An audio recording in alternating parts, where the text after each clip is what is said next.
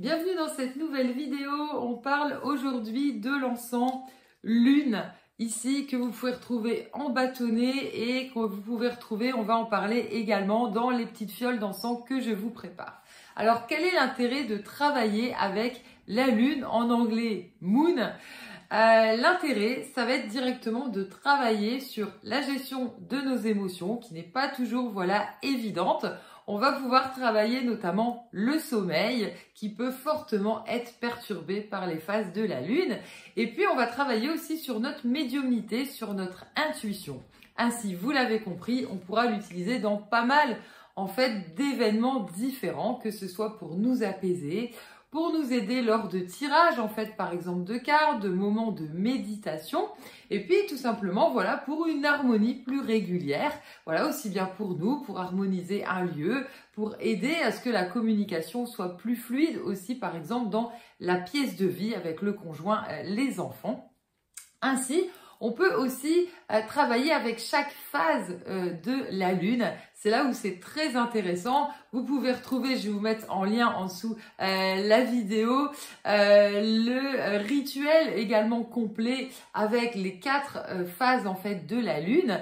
Mais on peut aussi s'intéresser à travailler une seule phase. Pourquoi j'explique ça? Parce que la femme principalement est directement liée à la lune, à ce côté féminin. Les hommes peuvent travailler bien entendu avec la lune pour booster ce côté intuitif.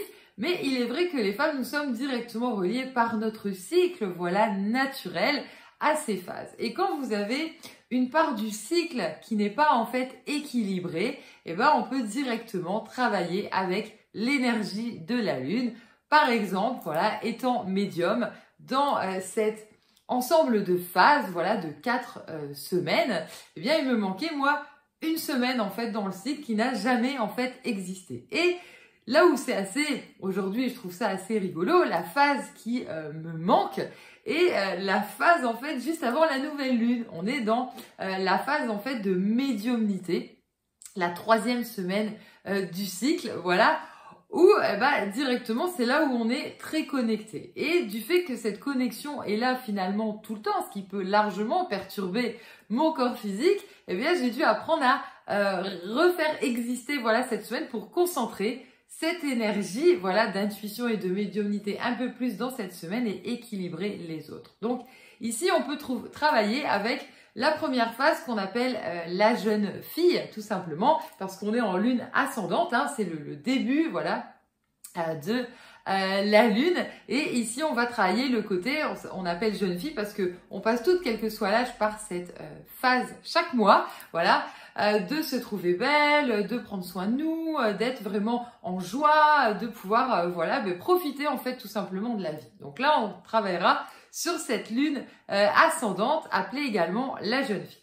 Ensuite, on passe à la phase que vous connaissez souvent le plus, qui est la pleine lune. La pleine lune, la déesse, la maman. Ce côté très maternel, très protecteur, très connecté. Et en même temps, on est complètement perturbé parce que quand on dit la maman, on s'inquiète, on veut que tout aille bien, Et en même temps, on dit la déesse parce que c'est la période où on est censé avoir toutes nos capacités, et souvent c'est là où on est le plus perturbé. Pourquoi? Parce qu'on résiste. On résiste souvent aux pleines lunes qui viennent nous nettoyer, nous purifier. Donc on peut travailler également avec cette phase.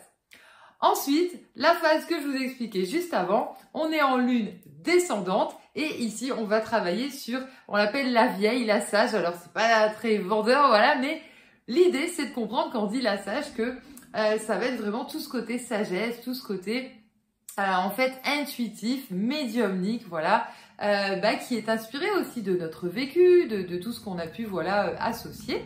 Et puis la dernière phase qui est la nouvelle lune, on s'y intéresse pas tout le temps, mais la nouvelle lune, on pourra appuyer les demandes aussi ici avec l'encens. La nouvelle lune, c'est les projets, c'est les demandes concrètes. Ici on l'appelle la sorcière parce que c'est aussi un temps finalement de repos. Mais on fait les demandes pour mieux redémarrer en lune ascendante, vous l'avez compris, et on peut ainsi pratiquer les rituels, la magie en fonction de ces phases aussi pour décupler vos demandes, ou indépendamment aussi de ces phases, vous pouvez directement en fait travailler avec la lune à tout moment pour pouvoir s'y connecter, s'apaiser et booster en fait vos capacités. J'espère vous avoir expliqué et donné envie éventuellement de travailler avec la lune tout simplement et pouvoir en fait booster, poser vos demandes et pouvoir vous harmoniser. Je vous dis à très bientôt pour une prochaine vidéo.